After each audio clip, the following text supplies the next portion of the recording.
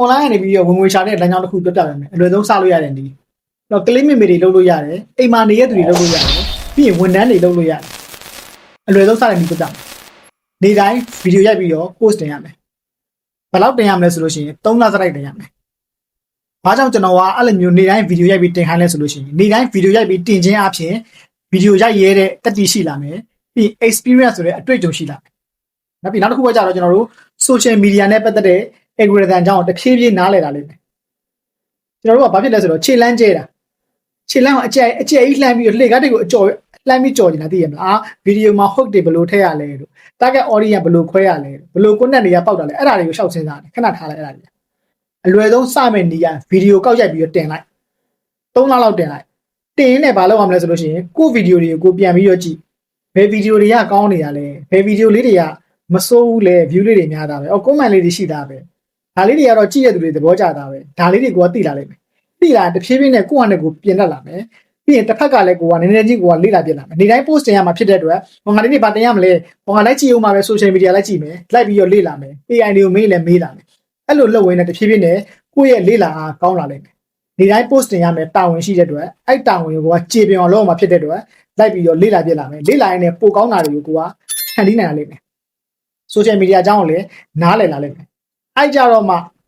ကိုကဘာဆက်ကြည့်ရမလဲဆိုပြီးဒါဆိုလို့ရှိရင်ငါ hook တွေဘယ်လိုထည့်ရမလဲနောက်ဆုံးမှာ CTA ဘယ်လိုထည့်ရမလဲဘာလဲညာဒါနောက်မှလေ့လာဆိုတာဘာကြောင့်လဲဆိုတော့အခုချိန်သွားလေ့လာပြီးအဲ့ဒါတွေရှောက်လုပ်လဲအဆင်မပြေဘူးဘာဖြစ်လဲဆိုတော့ experience မရှိသေးတဲ့အတွက်အစီငေါ်တက်မှာမဟုတ်ဘူး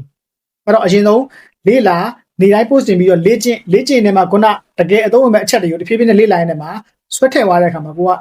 ready ယူပြီးတော့သုံးတတ်သွားလိမ့်မယ်ဘာလို့လဲဆိုတော့ကိုက experience ရှိနေပြီအတွေ့အကြုံရှိနေပြီဗီဒီယိုလည်းရိုက်တတ်နေပြီစကားလည်းပြောတတ်နေပြီcustomer အကြောင်းလည်းတဖြည်းဖြည်းနဲ့နားလည်လာပြီအဲ့ကြတော့မှကိုကဘယ်လိုမျိုး hook တွေထည့်ရမယ်ဘယ်လိုမျိုး CTA တွေထည့်ရမယ်စသဖြင့်ကိုကသိလာလိမ့်မယ်ထည့်ပြီးတော့အသုံးချတတ်လာလိမ့်မယ်အဲ့တော့အလွယ်ဆုံးစမယ့်နီလန်ကနေတိုင်း post တင်မှာဘာအကြောင်းကတင်ရမလဲဆရာကြီးမသိဘာအကြောင်းကတင်ရမသိကိုအကြောင်းကိုပြောလို့ရတယ်အခုအကြောင်းကိုပြောတော့သူများတွေကစိတ်ဝင်စားပါမလားမထင်နဲ့ကိုအကြောင်းနဲ့တိုက်ဆိုင်ပြီးတော့မှစိတ်ဝင်စားတဲ့သူတွေရှိလာလိမ့်မယ်ရှိရ